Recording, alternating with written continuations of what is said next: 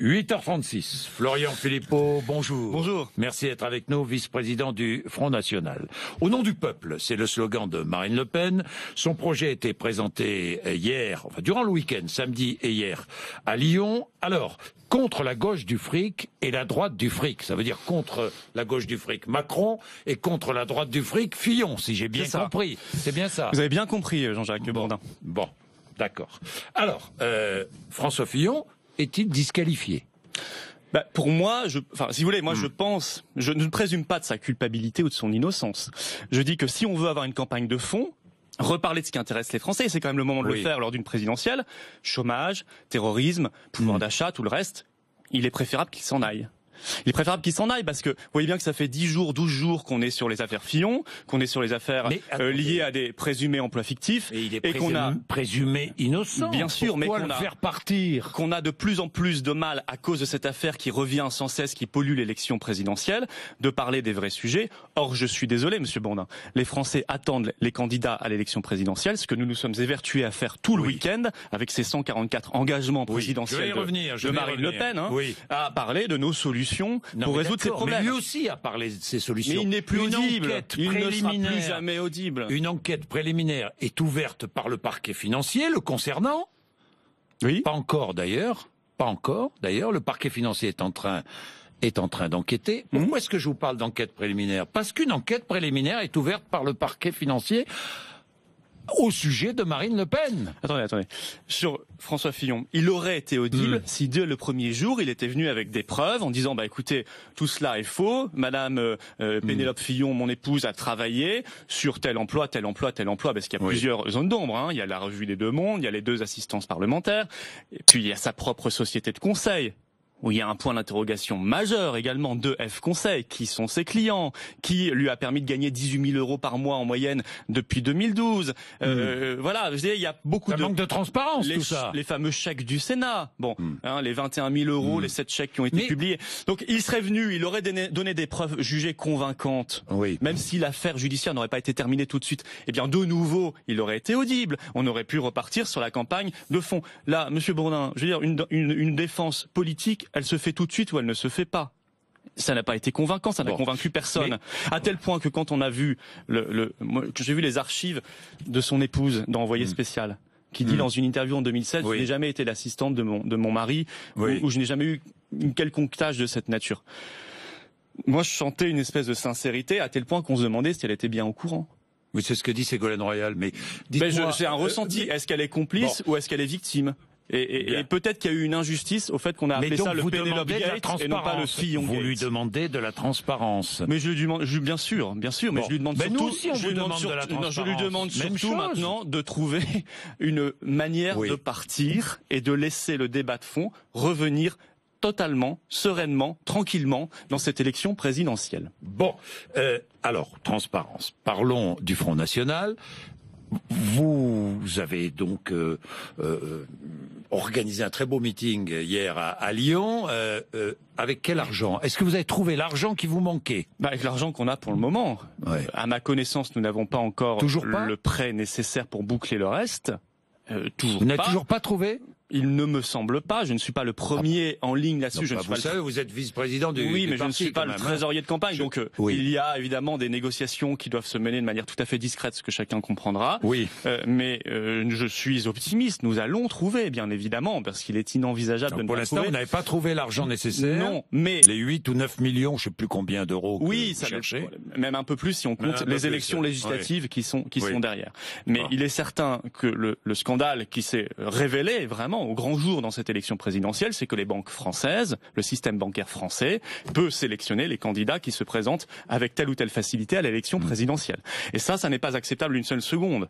C'est vrai que notre projet n'est pas un projet qui donne les clés du pays à la banque, contrairement à d'autres candidats. C'est vrai que notre projet, il est là pour soutenir l'économie réelle et non pas l'économie financière, contrairement à d'autres candidats. Mais nous ne devons pas le payer par une discrimination venue des banques françaises. Donc le législateur devrait prendre une loi, une bonne fois pour toutes, en disant l'ensemble des candidats à l'élection présidentielle reçoivent un prêt bancaire et sous la supervision de la Banque de France. Et comme ça, il n'y aurait plus de débat. Alors, est-ce qu'il faut rendre public les noms des principaux donateurs pour chaque candidat ? Quand il y a des... Vous êtes d'accord ou pas avec ça ? Pourquoi pas? Enfin, moi, ça me choquerait pas. Puisque vous défendez toute transparence. Oui, non, mais ça me choquerait pas. Ça me choquerait pas. Qu'on connaisse celles et ceux, par exemple, qui financent votre campagne. Oui, mais on ne sera pas les premiers concernés. Je vous le dis tout de suite. D'autres candidats financent l'intégralité d'une campagne fort chère. Oui. Fort chère. C'est Emmanuel Macron, je le sais. Je pense à Monsieur Macron qui est allé faire des petits voyages à Londres et ailleurs. Vous, est-ce qu'on peut savoir qui sont vos donateurs? À qui n'a pas été demandé beaucoup de comptes. L'essentiel de nos donateurs sont simplement nos militants. Tout simplement, c'est la France, c'est la France populaire qui fait des petits dons à 7500 €, qui prend sa carte au Front National pour aider le mouvement, pour être adhérent, pour être militant, et puis des petits dons, vous savez, les petites sources font les grandes rivières. Vous êtes favorable à ce qu'on rende public les noms des donateurs? Moi, je pense au-dessus d'un certain seuil, pourquoi pas n'importe quel donateur, mais quand il y a de très gros donateurs, comme manifestement c'est le cas derrière la candidature de Monsieur Macron, notamment peut-être à Londres. Il est nécessaire qu'on sache effectivement d'où vient l'argent. Florian Philippot, si Marine Le Pen est mise en examen, est-ce qu'elle restera candidate? Mais Marine Le Pen ne sera pas mise en examen d'abord. Et deuxièmement, oui, parce que ça n'est pas à un juge de faire l'élection présidentielle française. Bien évidemment, ce serait trop facile. Vous savez, comme la mise en examen est subjective. Vous pouvez l'être ou être mis sous statut de témoin ou mise en examen. Bon, on ne peut pas laisser la démocratie française dans les mains d'un seul juge. Un Premier ministre hors Front National, a-t-elle dit, si je suis présidente de la République, un gouvernement d'union nationale. Oui. C'est-à-dire d'union nationale avec qui? D'union nationale, ça veut dire, comme Marine l'a redit ce week-end, nous ouvrons les bras à l'ensemble des patriotes français qui viennent de la droite, qui viennent de la gauche. Tous ceux qui sont révoltés de voir qu'on ne défend plus le pays. Je prends un exemple tout à fait significatif dans l'actualité. Allez-y. Paris est candidat aux JO. Jeux Olympiques 2024. Moi, je soutiens Paris. Mais je vois que la France, l'État, la collectivité parisienne, tout le dossier choisit un slogan en anglais pour soutenir la candidature française, alors même que le français est langue officielle des Jeux Olympiques. L'une des langues officielles. Oui, mais une langue officielle. Et que les Jeux Olympiques modernes ont été recréés par un Français, Pierre de Coubertin. Et on choisit un slogan en anglais. Pourquoi? Pour faire moderne, pour faire bien. Moi, je trouve que c'est éminemment ringard. Je pense que la modernité, c'est la diversité des cultures.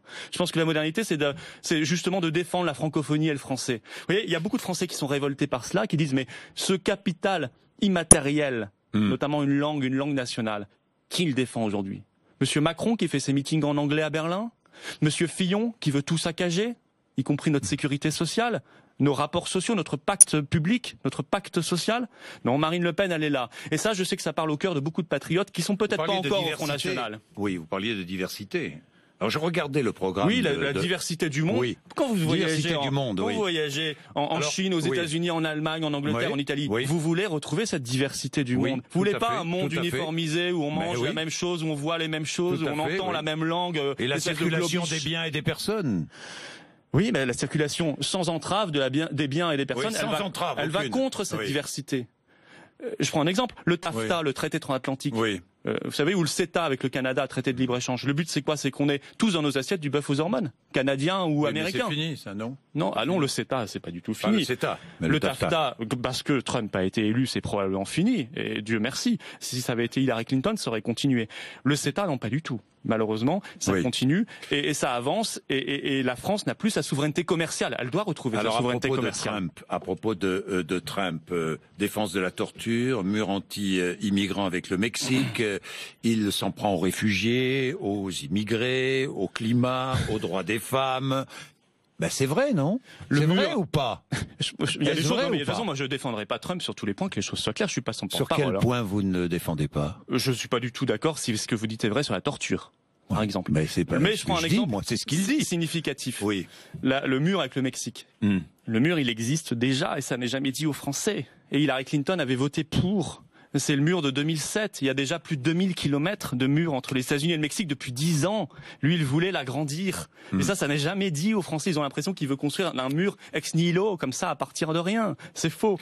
Quant au reste, moi, je vois aussi un président qui, en quelques tweets, en quelques pressions, en démontrant son volontarisme politique, et Dieu sait qu'on en manque aujourd'hui, a réussi à relocaliser des emplois industriels massivement déjà sur le sol américain. C'est l'affaire Ford, c'est l'affaire Chrysler, Fiat, tout le reste. Il a dit, si vous délocalisez, et vous voulez revendre aux États-Unis sur notre marché intérieur, on vous taxe à hauteur de 35%. Ça a été extrêmement efficace. Il faut faire la même chose en France. Moi, je pense à Whirlpool, qui a délocalisé de Amiens, usine rentable, vers la Pologne. Mais tout ce qui doit sortir maintenant de cette usine polonaise pour être vendu en France devrait être taxé à 35%. Et si Marine est élue, c'est ce patriotisme économique-là qu'elle mettra en place. C'est ce volontarisme-là qu'elle retrouvera. Il est 8h46, je vais entrer sur le programme de Marine Le Pen, mais un mot encore sur Trump. Marine Le Pen, présidente, interdira-t-elle l'entrée sur le territoire français à des ressortissants venus de plusieurs pays du monde, et notamment les pays musulmans? Non, ce n'est pas dans son projet. Non. Si un jour il y avait vraiment un pays en instabilité telle, Steve Briouat l'a envisagé la semaine dernière. C'est ce que je suis en train de vous expliquer. Si un jour il fallait vraiment qu'on prenne une mesure, non pas religieuse, mais vis-à-vis d'un pays, parce que ce serait une folie que d'accepter le moindre de ses ressortissants, on ne doit rien s'interdire pour la sécurité nationale. Surtout pas la France, qui a déjà payé très cher quand même le prix du terrorisme islamiste. Et on a encore vu le drame du Louvre il y a quelques jours. Mais notre projet, il est... Est-ce que vous condamnez l'auteur de l'attentat de Québec? Bien sûr, bien évidemment.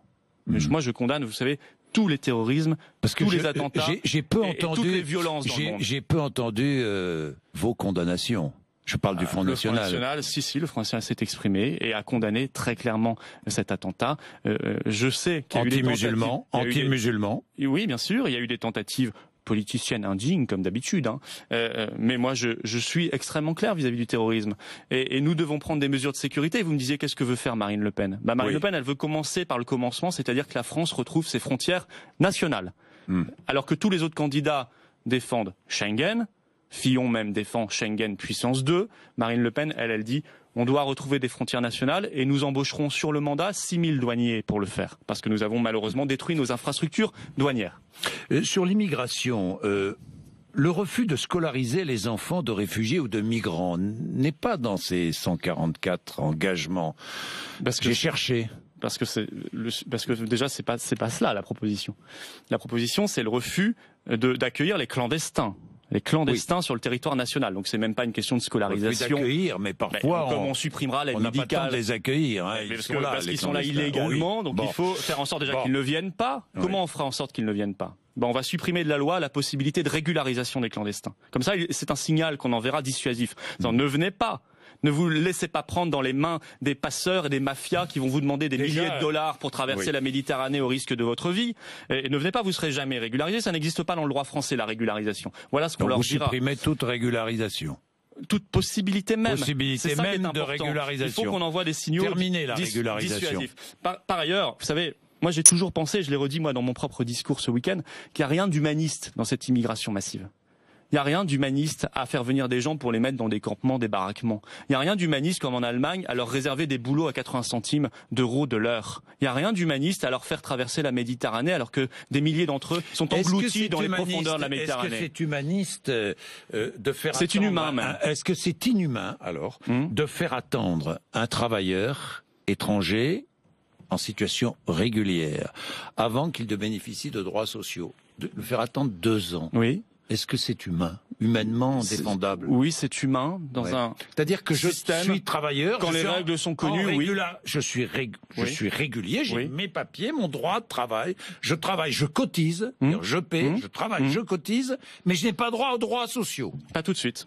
Vous avez un délai pendant de 2 ans. Ça existe dans d'autres pays. Je veux dire, ça n'a rien. C'est pas une raison. Ça n'a rien d'extraordinaire. C'est pas une raison. C'est redonner. Mais est-ce que c'est humain? Oui, c'est humain. Parce que ce sera annoncé, on va pas prendre les gens par surprise. Non, vous l'avez vu, on l'a mis dans les engagements, c'est clair, c'est net et c'est sûr. Oui, bon, c'est pour ça que je vous en parle. Et au bout de ce délai de carence, ils rentreront dans le système normal, mais nous redonnons effectivement une priorité nationale que nous mettrons d'ailleurs dans la Constitution, parce que nous disons que la nationalité française, c'est un honneur, c'est un privilège. Avec le même raisonnement, Monsieur Bourdin, on arrivera à vous vendre demain, certains ont déjà largement commencé, le droit de vote des étrangers. Est-ce qu'il est humain que des gens étrangers n'aient pas le droit de vote alors qu'ils payent des impôts, etc. Ce n'est pas tout à fait pareil. Ce raisonnement, je l'entends à gauche et à droite. Oui, mais peut-être. Nous l'empêcherons. C'est des raisonnements politiciens. Ce n'est pas tout à fait pareil. Non, pour eux, ce sont des raisonnements humains. Je suis uniquement sur le plan humain. Quelqu'un qui travaille, qui est en situation régulière, qui cotise n'a pas droit n'a pas droit pendant un délai de carence de 2 ans. À avoir ses soins remboursés s'il est malade. Pendant un délai de carence de 2 ans. Il rentrera dans le système. Pas de la discrimination. C'est absolument pas de la discrimination. Il peut parfaitement se faire soigner, mais il n'aura pas les mêmes conditions que les compatriotes français pendant 2 ans. Parce que soit c'est ça, de tout payer, soit c'est ça. Oui, mais j'ai bien compris. Monsieur Bourdin, je vous signale quand même. Aujourd'hui, il y a un tiers des Français qui renoncent à se soigner correctement, faute d'argent. Faute d'argent, notamment des petits retraités. Des retraités qui n'en peuvent plus. C'est la faute de ceux qui sont venus ? C'est la faute d'un système. Ce sont eux les responsables ? Non, ce sont les responsables politiques français qui ont accepté cette dérive incroyable. On a ouvert le système à la terre entière. On a créé l'aide médicale d'État réservée aux clandestins. Aujourd'hui, ça nous coûte 1 milliard d'euros par an. Sans compter l'immigration. L'AME ne concerne pas ceux qui sont en situation régulière. Oui, mais c'est de l'argent quand même qui sort de la poche des Français. Moi, je veux bien qu'on m'explique tout ce qu'on veut. Ça sort des mêmes poches. Ces poches, elles sont là et elles sont déjà trouées. C'est celles des Français. Ce sont celles des Français. On a accepté cela. On a accepté de ne pas faire le bras de fer avec les laboratoires pour faire baisser le prix des médicaments. Nous le ferons. On a accepté, vous savez, la gabegie avec les boîtes de médicaments qu'on n'utilise jamais. Marine Le Pen mettra en place la vente à l'unité des médicaments, ce qui fera une économie considérable. On ne soutient même pas l'idée d'une carte vitale biométrique que nous voulons fusionner avec le titre d'identité pour qu'il y ait beaucoup moins de fraude. Parce que frauder la santé, frauder la sécurité sociale, c'est terrible, c'est un crime. C'est un crime contre forcément la bonne santé de quelqu'un d'autre. Donc nous mettrons en place ce titre sécurisé de carte vitale. On n'a même pas mis en place des aides à nos start-up françaises magnifiques qui ont une ingéniosité incroyable pour faire baisser le prix de la santé, pour gagner des milliards d'euros chaque année. Nous les soutiendrons massivement et nous créerons de l'emploi aussi dans ce secteur-là. Vous voyez, il y a plein de choses à faire, mais il faut remettre la France en ordre pour cela. Je voulais revenir aussi sur votre priorité nationale et sur la taxe payée par les entrepreneurs qui emploient des salariés étrangers. 10% du salaire brut, c'est cela ? C'est ça. 10% du salaire brut. Cette taxe existe déjà. Elle n'est pas à ce niveau-là. Elle existe déjà. Elle existe vis-à-vis des extras. C'est une autorisation de travail. Alors, elle existe. C'est une taxe sur les salariés étrangers. Elle s'appelle comme cela. Il y a un CERFA à remplir. Je ne suis pas ici. J'aurais dû le ramener. Elle existe pour les étrangers qui viennent d'en dehors de l'Union européenne. Bon, nous ne voulons plus de discrimination. Donc, nous allons l'appliquer aussi aux étrangers qui sont de l'Union européenne. Parce que un Allemand vous vaut pas moins qu'un Chinois ou un bon. Et donc, nous l'appliquerons à tout le monde et nous favoriserons ainsi l'emploi français. Si une entreprise veut se payer sera plus lourde que celle qui existe. Bien sûr. Beaucoup plus lourde. Si une entreprise veut se payer un salarié étranger, elle y mettra les moyens. Ce ne sera pas interdit, elle y mettra les moyens. Je signale que le gouvernement britannique a ce projet également dans les tiroirs. Exactement le même projet. Sinon, elle prendra un salarié français. Ça mettra un terme à cette dérive extrêmement pernicieuse qui fait que l'immigration pèse à la baisse sur les salaires. L'immigration massive est utilisée pour faire baisser les salaires parce qu'on fait venir des gens de pays qui ont beaucoup moins l'habitude de réclamer, qui sont habitués à des salaires très inférieurs aux nôtres. Et donc évidemment, ils acceptent beaucoup plus de choses ici que les salariés français qui légitimement ont des demandes supérieures. Voilà comment nous allons nous y prendre. En même temps, on abrogera la directive détachement des travailleurs. Parce que ça c'est insupportable. C'est une concurrence terrible pour le BTP, pour l'agriculture française et c'est inadmissible. Je regardais le programme de Marine Le Pen. Il est finalement plus à gauche qu'à droite. Enfin, gauche, droite, vous allez me dire... peu importe, mais il est quand même plus à gauche qu'à droite. Je résume. Suppression de la loi travail. L'ISF, maintien de l'ISF. Retour de l'âge légal de la retraite à 60 ans. Maintien de la durée légale du travail à 35 heures. Et le travail le dimanche, au fait ? Nous, vous savez, on a toujours été favorable à l'idée que il peut y avoir des exceptions, notamment, bien sûr, dans le petit commerce. Il peut y avoir des exceptions dans des zones touristiques. Nous étions favorables à une certaine flexibilité, mais pas la généralisation. Voilà. Vous êtes contre donc la généralisation du travail le dimanche. On a quand même, on n'est pas tous les jours des producteurs et des consommateurs. On est aussi des êtres humains. On a une famille. Celui de Jean-Luc Mélenchon, mais c'est incroyable même, non ?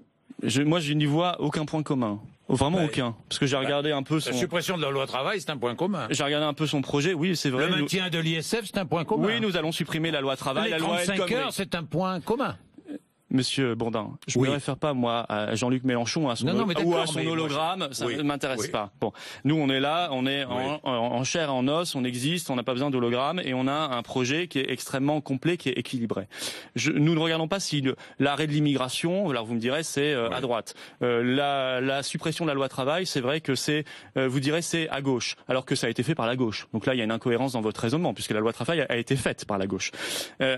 Non, c'est simplement de bon sens et ça défend l'intérêt national. On essaie de ne pas raisonner avec cette espèce de hémisphère droite ou hémisphère gauche qui vous fait raisonner à moitié, qui vous fait perdre la moitié de votre intelligence. On essaie de prendre ce qui est bon pour la France et d'avoir 144 engagements qui sont bons pour la France, que les Français peuvent consulter sur le site Marine 2017 d'ailleurs. Bien, Florian Philippot, 2 questions pour terminer. La première, ce qui s'est passé à Aulnay-sous-Bois, est-ce que les policiers, si les faits sont avérés, doivent être sévèrement condamnés? Bien sûr. Si les faits sont avérés, c'est terrible, c'est très grave.